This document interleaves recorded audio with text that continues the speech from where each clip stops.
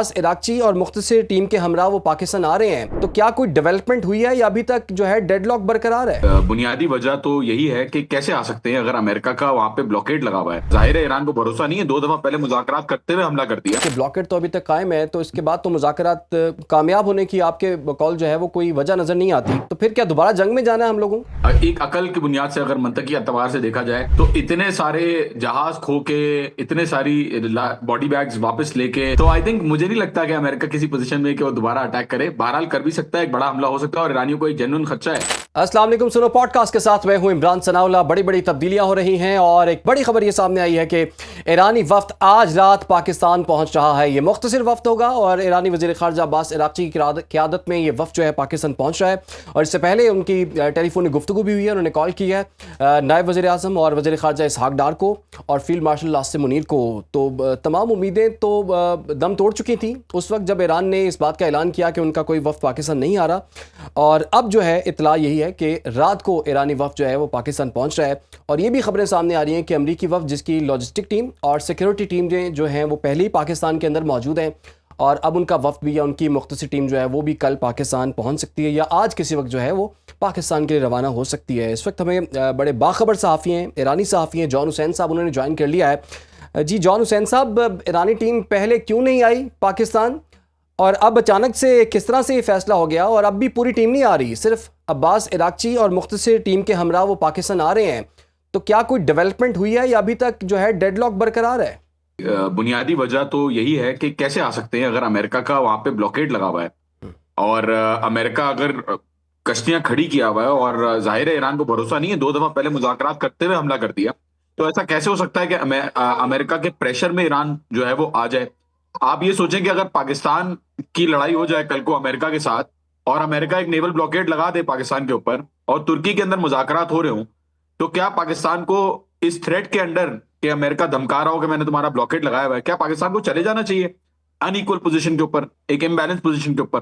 तो बिल्कुल सही किया कि ईरानी नहीं आए, बिल्कुल सही हुआ। जाहिर सी बात है कोई किसी अमेरिकन, यही अमेरिकन ब्लॉकेड जो आज ब्लॉकेड के लिए लगा हुआ है, कल वही अटैक करना शुरू हो जाएगा। मुझे नहीं लगता कि कोई मुज़ाकराती अमल जो है वो आगे बढ़ेगा। ऑफिशियल्स, जितने भी ऑफिशियल से मेरी बात हुई है, उन सब ने कहा है कि जब तक ये ब्लॉकेड लगा हुआ है या जब तक ऐसे हालात चल रहे हैं, अमेरिका की तरफ से कॉन्स्टेंट थ्रेट चल रहे हैं, तब तक मुज़ाकरात जो है वो ईरान की तरफ से रजामंदी नहीं है इस चीज की। तो आप ये कह रहे हैं कि पहले अगर ईरान नहीं आया तो ईरान ने बिल्कुल ठीक किया, और अगर अब भी ईरान नहीं आता तो आपके ख्याल में ईरान को आना चाहिए या नहीं आना चाहिए, क्योंकि ब्लॉकेट तो अभी तक मौजूद है। अमरीकी वज़ीर जंग और जनरल डैन केन ने जो है वो न्यूज़ ब्रीफिंग भी दी है आपसे कुछ देर पहले, और वो कहते हैं कि अभी तक आबनाए हुर्मुज़ पर हमारा पूरा कंट्रोल है।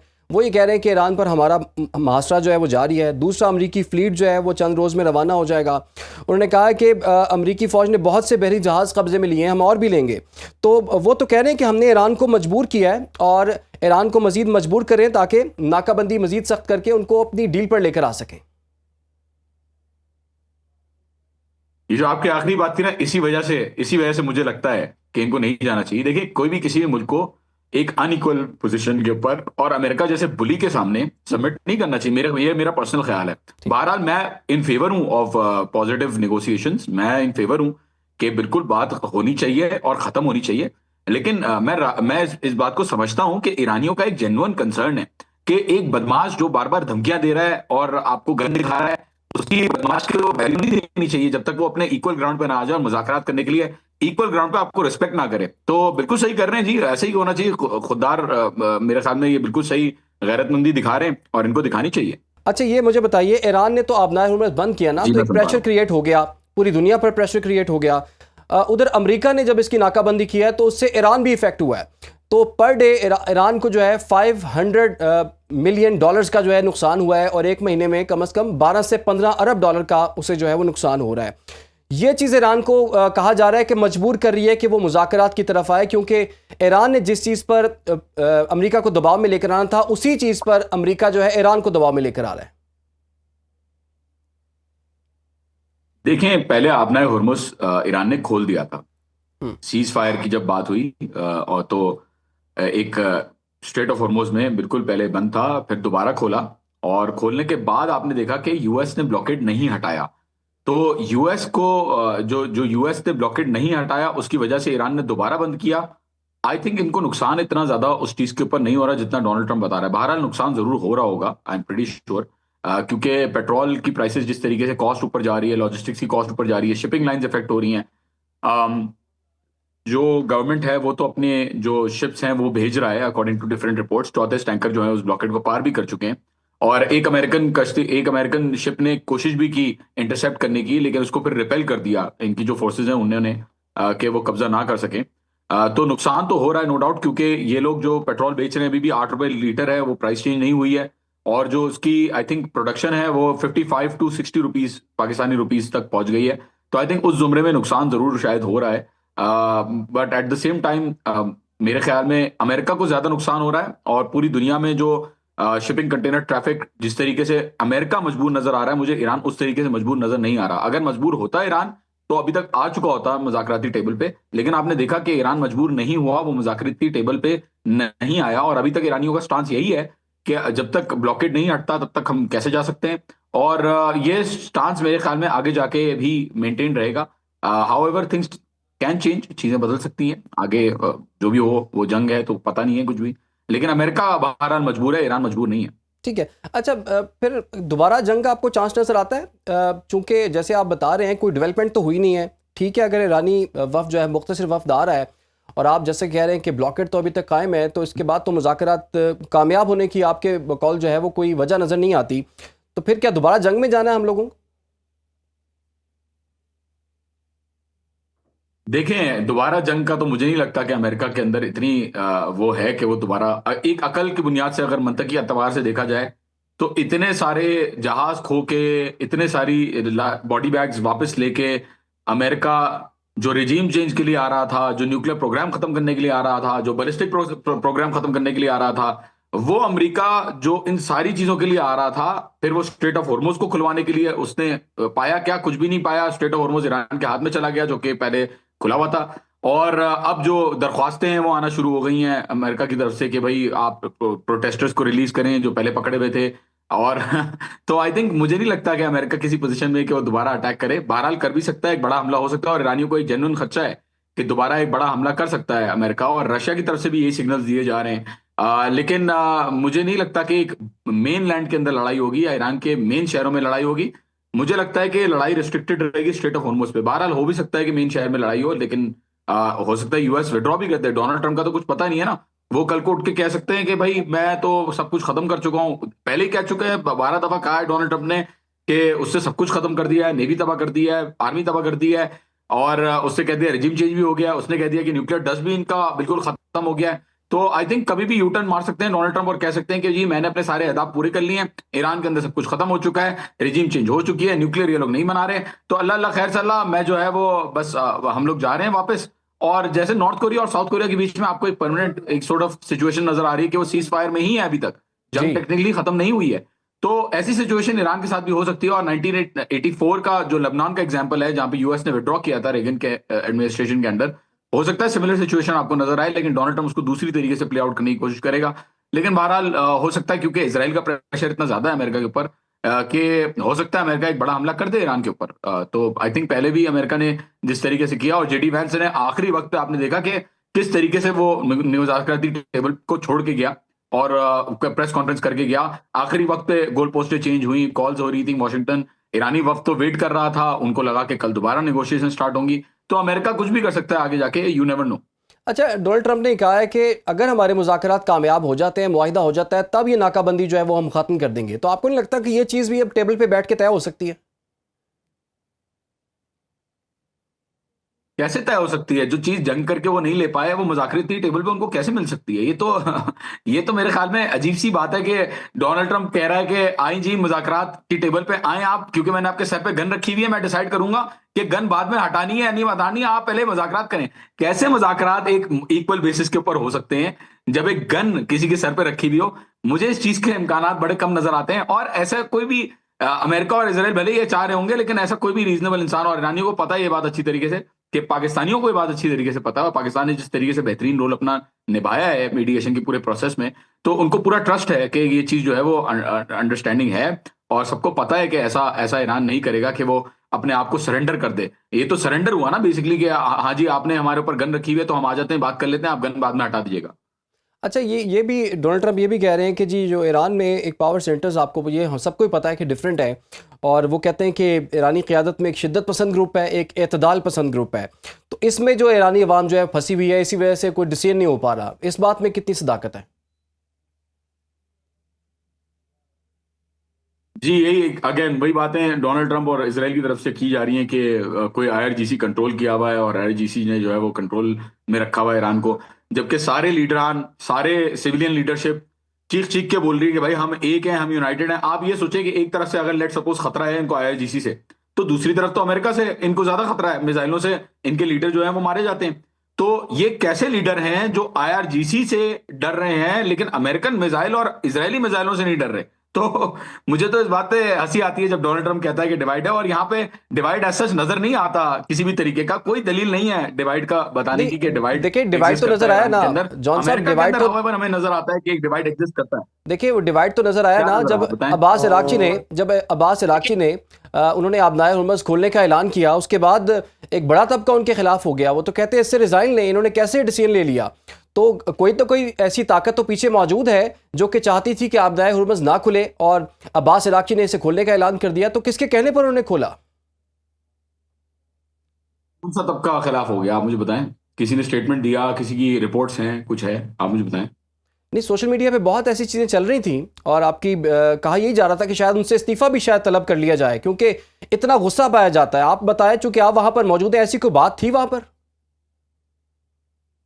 नहीं, मैं इसीलिए कह रहा हूँ कौन सी रिपोर्ट्स हैं, मुझे तो कोई रिपोर्ट्स नहीं नजर आ रही किसी का। नहीं, मीडिया, हाँ मीडिया अपने तौर पे जो भी बोले, कोई एंकर अगर बोल दे, कोई अगर एनालिस्ट बोल दे, वो भी मुझे कोई खास कुछ चीज ऐसी नजर नहीं आई कि हुई हो। और अगर ऐसा होता कि आईआरजीसी नहीं चाह रही होती सीज फायर करवाना या नेगोशिएट करवाना, तो कैसे हो सकता है ऐसे कि जो है वो हमले रुक गए और इन्होंने सीज फायर को मेंटेन रखा हुआ अभी तक तो सीज फायर मेंटेन्ड है। ये तो कह रहे थे आईआरजीसी वाले, तो कह रहे थे कि सीज फायर करनी ही नहीं चाहिए, हम लोगों को निगोशिएट करना ही नहीं चाहिए, अमेरिका तो बड़ा हमला कर रहा है, आप तैयारी का स्पेस दे रहे हैं। इनफैक्ट यहाँ पे जो हार्ड लाइनर्स हैं वो तो ये कह रहे थे कि भाई आप तैयारी का स्पेस दे रहे हैं अमेरिका को, कि अमेरिका तैयारी करके आपके ऊपर एक बड़ा हमला करे।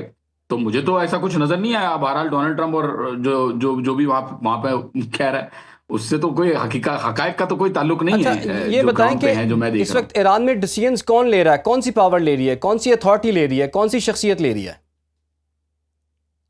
इस वक्त डिसीजंस कंबाइंड कलेक्टिवली लिए जा रहे हैं नेशनल सिक्योरिटी काउंसिल की तरफ से, और जो मुश्तबा खामनाई साहब हैं वो डिसीजंस ले रहे हैं इस वक्त। वो सबको ऑन बोर्ड लाके सबके साथ जो जो कंसेंसस है सारे तमाम फरीकैन का, बिल्कुल डिवाइड उस सेंस में है कि प्रिंसिपलिस्ट हैं और रिफॉर्मिस्ट हैं। कुछ लोग कहते हैं मुज़ाकरात नहीं करने चाहिए, कुछ लोग कहते हैं मुज़ाकरात करने चाहिए, लेकिन पॉलिटिक्स में तो ऐसा चलता रहता है, हर मुल्क के अंदर ऐसा होता है। बहरहाल हमने ये भी देखा कि पब्लिकली भी स्टेटमेंट्स नजर आए हमको। रजाई साहब फॉर एग्जाम्पल, उन्होंने कहा कि जी मुझे लगता है कि नेगोशिएशन में ईरान को नहीं जाना चाहिए, और दूसरे जितने भी आपको लोग, और अब जो सिचुएशन नजर आ रही है, अब ये सिचुएशन नजर आ रही है कि तमाम बोर्ड, अक्रॉस द बोर्ड तमाम लोग ये कह रहे हैं कि इस बेइज्जती के अंदर, इस गन पॉइंट के अंदर नेगोशिएशन जो है वो कंटिन्यू नहीं करनी चाहिए जब तक एक इक्वल बेसिस के ऊपर या रिस्पेक्ट की बेसिस के ऊपर बात ना हो। तो सारे फैसले जो हैं वो मिलके ही हो रहे हैं। और अगर अगर आप ये कह रहे हैं कि नहीं जी फैसले मिलके नहीं हो रहे, आईआरजीसी कर रही है, तो आईआरजीसी की लीडरशिप तो वैसे ही खत्म हो चुकी थी। तो फैसले फिर इसका मतलब ये है कि अल्लाह के निजाम, अल्लाह के ऊपर ही चल रहा है ये पूरा निजाम, क्योंकि लीडरान तो है नहीं, सब कुछ तो खत्म हो चुका है ईरान के अंदर। तो मुश्तबा खामनाई जो है वो, उनकी हालत कैसी है? और मगरबी मीडिया रिपोर्ट कर रहा है, वो कह रहा है कि वो ज़ख्मी बहुत ज़्यादा हैं लेकिन होश में ज़रूर रहे हैं वो। तो वो उनकी हालत के हवाले से कुछ पता चल सका अब तक? देखिए ये तो वेस्टर्न मीडिया भी, आप देखें वेस्टर्न मीडिया भी ये चीज अग्री कर रहा है कि ही इज अलाइव, वो जिंदा है और वो फैसले ले रहे हैं।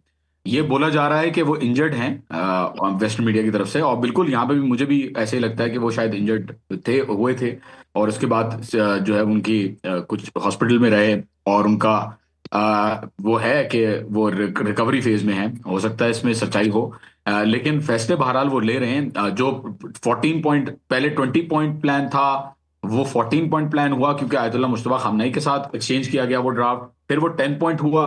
तो ये चीजें Ayatollah Mustafa खामनाई, excuse me, Ayatollah Mustafa खामनाई खुद ही ये फैसले कर रहे हैं। एंड देखें क्या होता है। अभी डिक्लेयर तो नहीं करेंगे, ना ही ये कोई स्पेस देंगे इसराइल को या अमेरिका को कि किसी भी तरीके से कोई इशारा उनको मिले। अच्छी बात है अगर इसको कॉन्फिडेंशियल रखा हुआ, और ऐसे ही रखना चाहिए। आयतुल्लाह अली खामनाई के बाद जो आयतुल्लाह अली खामनाई के साथ जो वाकया हुआ, उसमें बहुत अच्छी बात है कि प्रोटोकॉल्स लिए जा रहे हैं और सीक्रेसी मेंटेन की जा रही है। अच्छा, दोबारा जंग की भी सूरत हाल जो है वो एक मौके पर नज़र आ रही थी। देखें, अगर फ्रीजिंग कॉन्फ्लिक्ट ये बन जाता है तो उसका कुछ नहीं पता होगा कब तक ये कॉन्फ्लिक्ट जो है वो उसमें सीज़ फायर रहता है या नहीं रहता। आपने कोरिया की भी मिसाल दी हमें, तो क्या ईरान अमेरिका का मामला भी ये फ्रीजिंग कॉन्फ्लिक्ट की तरफ जा रहा है? और दूसरा ये कि अगर जंग हो जाती है तो 40 रोज़ के बाद, यानी कि 40 रोज़ तो जंग ईरानियों ने लड़ ली और बड़ी अच्छी खासी लड़ी है, मज़ीद कितने दिन ईरानी जो हैं वो जंग के लिए तैयार हैं? देखिए, बिल्कुल स्टेलमेट हो सकता है, जो फ्रोजन जंग है वो हो सकती है इस वक्त। आई थिंक किसी ना किसी को तो बाउ डाउन करना पड़ेगा। जो प्रेशर क्रिएट हुआ है दोनों साइड्स की तरफ से, अभी वेटिंग गेम चल रहा है कि कौन पहले झुकता है। मेरे ख्याल में ये सिचुएशन इस वक्त आई हुई है और ईरानियंस जो है वो काफी जबरदस्त निगोशिएटर हैं। जितने अच्छी वो जंग लड़ते हैं उससे ज्यादा अच्छा वो निगोशिएट करते हैं, ये कहा जाता है ईरानियों के बारे में, मारूफ कहावत है। तो मुझे नहीं लगता कि ईरानी पहले फोल्ड करेंगे। मुझे लगता है ट्रंप फोल्ड करेगा और ट्रंप कहेगा कि जी मैं ब्लॉकेड हटा रहा हूं, और बोल देगा ये, जब मुझे लगता है काफी आई थिंक जल्दी। और ट्रम्प ने भी कोई टाइमलाइन नहीं दी, कोई सीज फायर का, बंदिश का कोई वो नहीं दिया, इनडेफिनेटली उसको जो है वो एक्सटेंड किया हुआ है। तो let's see who folds first. जहां तक बात आती है, अगर जंग होती है तो सस्टेन कर पाएगा या नहीं कर पाएगा? बिल्कुल सस्टेन कर पाएगा। अमेरिका के अगर आप हालात देखें तो वहां पे पेट्रियट के डिफेंसेस, थैड के डिफेंसेस, उन सब की जो मिसाइल्स यूज हुई पहले ही दिन, वो 2 साल का कलेक्टिव मजमुआ था मिसाइल्स का जो यूएस ने यूज किया पहले दिन जंग के अंदर। और आगे जाके उनकी जो रिजर्व्स हैं वो इतने कम हो चुके हैं कि वो 10 दिन से ज्यादा इस जंग को नहीं बर्दाश्त कर सकते अगर अमेरिकन के साथ जंग होती है तो। और जो ओवरऑल इकोनॉमिक हालात जो क्रिएट कर दिए हैं अमेरिका के लिए, और आई थिंक यहाँ पे जिस तरीके का प्रेशर अमेरिका के ऊपर उनके एलाइज की तरफ से आ रहा है, आई थिंक उस जुमरे में भी अगर देखें तो अमेरिका ज्यादा देर तक इस चीज को नहीं चला पाएगा। जबकि ईरान के पास अपने ड्रोन्स की कैपेबिलिटी यूएस के एस्टिमेट्स के अकॉर्डिंग 40% से जायद है। मिसाइल्स जो है वो 50% से जायद हैं। लॉन्चर्स उन्होंने दोबारा अपने रिफर्बिश करके लगा दिए हैं। जो जो स्टॉक पाइल था, जो नीचे दबा हुआ था, उसको दोबारा निकाल के, वो तो किसी को नहीं पता कि कितना स्टॉक पाइल है क्या नहीं है, उसको दोबारा जो है वो ईरान ने एंगेज कर लिया है। तो ईरान तो डेफिनेटली इस जंग को उससे ज्यादा खींच सकता है जितना यूएस इस जंग को खींच सकता है। तो इसमें कोई दो राय नहीं है मेरे ख्याल में। अच्छा, एक राय ये भी है कि ये ईरान के पास गोल्डन अपॉर्चुनिटी है कि अपने जितने भी कॉन्फ्लिक्टिंग इश्यूज हैं ना वो टेबल पे हल कर सकता है, और उसको ये मौका जो है, एक अपॉर्चुनिटी जो है वो मिली हुई है। कहीं ऐसा ना हो जाए कि ईरान जो है वो टफ निगोशिएशंस के चक्कर में इस चीज़ को, इस मौके को ज़ाया ना कर दे। मौका तो हमेशा से था, ओमान के अंदर भी मौका था, जिनीवा के अंदर भी मौका था, लेकिन वही बात है, सरेंडर करके अगर अमेरिका की डिमांड्स पे, और अमेरिका का कोई फरिश्ता है जो अपनी कमिटमेंट्स को अपहोल्ड करेगा? आज अगर अग्रीमेंट हो भी जाता है लेट सपोज, तो अमेरिका का कोई भरोसा नहीं है। तो आई थिंक अमेरिका एक ही जबान समझता है और वो है ताकत की जबान। तो गोल्डन मौका बिल्कुल है, लेकिन उसके अंदर इक्वल बेसिस के ऊपर जो है वो मौका आई थिंक ईरान एक्सरसाइज करेगा। और मेरा नहीं ख्याल कि वो किसी इस चीज के अंदर के मौका है। पहले से जिंदगी भर ईरान के पास मौका रहा है कि अमेरिका के साथ दुश्मनी खत्म कर दे, इसराइल के साथ दुश्मनी खत्म कर दे, बेहतरीन तरीके से जिंदगी जिए, बादशाह की जिंदगी यहाँ के लीडर्स गुजारें। लेकिन ईरान ने ऐसा नहीं किया, तो मुझे नहीं लगता कि अभी दोबारा ईरान ऐसा करेगा, अनटिल अनलेस इक्वल बेसिस पे बात ना हो। अगेन मेरा फोकस इसी बात पे कि होनी चाहिए निगोशिएशन, बिल्कुल होनी चाहिए। पॉजिटिवली आई थिंक ये बहुत अच्छा है कि ऐसी जो है करनी चाहिए कोशिश, लेकिन एक गन पॉइंट के अंदर किसी को मजबूर नहीं करना चाहिए, या किसी को मजबूर नहीं फील होना चाहिए कि उनको जो है वो इक्वल बेसिस पे बात ना करें, और जैसे यूएस चाह रहा है कि वो एक अनइक्वल पोजीशन के ऊपर बात करें। आई डोंट थिंक ये यूएस की डिमांड फेयर है। ठीक है। अच्छा, ये बताएं कि एटमी प्रोग्राम पे इस वक्त क्या सोच है? क्या उस पर जो है डेडलॉक रहेगा, या वो अमेरिकन बात जो है वो मानी जा सकती है कि जीरो एटमी प्रोग्राम पे चले जाएं आप? देखें, अगेन वही वाली बात, जो चीज जंग से एक पावर, माइटी पावर हासिल नहीं कर सकी, वो कैसे एक निगोशिएटिंग टेबल के ऊपर आके, हाँ बिल्कुल निगोशिएशंस के अंडर ऑब्वियसली ईरान भी चाहता है परमानेंटली इस जंग को बंद करना। तो हो सकता है ईरान न्यूक्लियर प्रोग्राम के ऊपर कॉम्प्रोमाइज करे, दैट इज एब्सोल्युटली ट्रू। हो सकता है ईरान कैप लगा दे अपनी इन्रिचमेंट के ऊपर, हो सकता है इन्रिचमेंट को जीरो कर दे 10 साल के लिए फॉर एग्जाम्पल। ये चीजें बहरहाल हो सकती हैं, क्योंकि ईरान को भी ये बात पता है कि अमेरिका को किसी तरीके से अपनी आवाम को दिखाने के लिए कुछ तो लेके जाना होगा। और ईरानी भी इस चीज के ऊपर रिजिड नहीं है। वो अपनी पूरी 71 लोगों की जो टीम लेके आए थे उसके अंदर मुख्तलिफ एक्सपर्ट्स बैठे हुए थे, न्यूक्लियर साइंटिस्ट बैठे हुए थे, लोग बैठे हुए थे जो डिसाइड कर रहे थे टेक्निकल चीजों को। लेकिन आई थिंक ये जो बात है कि अमेरिका की सारी न्यूक्लियर की डिमांड्स मान ले, और अब तो ट्रंप ने कह दिया कि जी अगर ईरान सपोर्ट करता है रेजिस्टेंस ग्रुप्स को, मुज़ाकरात के बाद भी तो आप क्या उसको सपोर्ट करेंगे? उसने कहा नहीं, नहीं करेंगे, हम जो है वो नहीं करेंगे मुज़ाकरात। तो इस पे आई थिंक थोड़ा सा जाहिर है, एक ईरानी सोचते हैं कि जी हम कैसे, मतलब हमें तो नहीं समझ में आ रहा हम कैसे कर लें मुज़ाकरात जब इस तरीके की बातें आ रही हैं। तो बिल्कुल कॉम्प्रोमाइज़ हो सकते हैं, लेकिन अगेन इनकी डिमांड जो है कि इक्वल बेसिस के ऊपर हो, मेरे ख्याल में ये डिमांड बिल्कुल सही है। अच्छा, ये ना, ये बात आपकी बिल्कुल दुरुस्त है। वो जो आप जब बार बार ये बात करते हैं कि ऐसा क्यों है कि ईरानी जो है वो तो ये जंग जीते हुए हैं और यही समझते हैं कि हम ये जंग जीत चुके हुए हैं। अब मुज़ाकरात की टेबल पर ये आके जंग कैसे हम हार जाएं? तो ईरानी जो है वो मुज़ाकरात की टेबल पे इसलिए बैठना भी नहीं चाह रहे, कहीं ये तासुर ना मिल जाए कि हम जो जीत कर आए हैं वो सब हार के हम टेबल पे चले जाएं। तो क्या ये एक सोच पाई जाती है? इसी वजह से ही रेजिस्टेंस जो है थोड़ी सी शो की जा रही है कि हमने मुज़ाकरात की टेबल पे नहीं बैठना इतने मुतालिबात के साथ। नहीं, ऐसा नहीं है, ऐसा नहीं है कि वो बैठना ही नहीं चाहते, बैठना भी चाहते हैं, परमानेंटली खत्म करना चाहते हैं। ईरानियों को अच्छी तरीके से पता है कि मुज़ाकरात ऐसे होने चाहिए जो जिसमें परमानेंटली जंग बंद हो। सारा इशू अपर हैंड का है कि यूएस जो बार बार चाहता है कि अपर हैंड में वो नेगोशिएट करें और गन पॉइंट के अंदर ईरान को नेगोशिएट करवाएं। तो ईरान उस चीज पे राजी नहीं है। ईरान इस चीज पे तो राजी है कि मुज़ाकरात हों। और आई थिंक यहाँ पे जो टेबल पे बैठ के हारने वाली बात है, ये तो मैं नहीं कह रहा, ये तो ईरानी लीडर्स बार बार कह चुके हैं। तो बिल्कुल एक तासुर पाया जाता है कि जो चीजें यूएस नहीं अकॉम्प्लिश कर सका जो ईरान के साथ, जो ईरान की फंडामेंटल राइट्स हैं, वो ईरान कॉम्प्रोमाइज कहीं भी नहीं करेगा। भले भले इनका मानना ये है कि भले यहाँ पे जो भी हो जाए, हम जो है वो सरेंडर, क्योंकि सरेंडर के तौर पे देखा जाएगा, फिर तो कोई फायदा ही नहीं हुआ ना। ईरानी तो यहाँ पे गुस्सा है कि भाई इतनी जानें दी, इतनी लाशें यहाँ पे इन्होंने देखी, तो फिर तो अगर यहाँ पे जाके नेगोशिएटिंग टेबल पे वो सारी चीजें जो अमेरिका चाह रहा था वो अगर पूरी हो जाती हैं, तो कोई फायदा ही नहीं हुआ ईरान की रेजिस्टेंस का। ईरान का कोई स्टैंड लेने का फायदा तो तब होगा ना जब ईरान इस स्टैंड को मेंटेन कर पाएगा। और नेगोशिएशन टेबल पे आके अगर ईरान ये चीजें खो देता है, तो फिर क्या फायदा हुआ ईरान की कोई रेजिस्टेंस का, क्या फायदा हुआ इतनी सारी शहादतों का? तो अवाम इसीलिए थोड़ा सा हमें नजर आता है कि थोड़ा सा सेकंड राउंड के अंदर हिचकिचाहट दिखा रही है, क्योंकि नेवल ब्लॉकेड लगा हुआ है। अगर ये चीजें रिमूव हो जाती हैं तो मेरे ख्याल में एक पॉजिटिव निगोशिएशंस भी हो सकती हैं।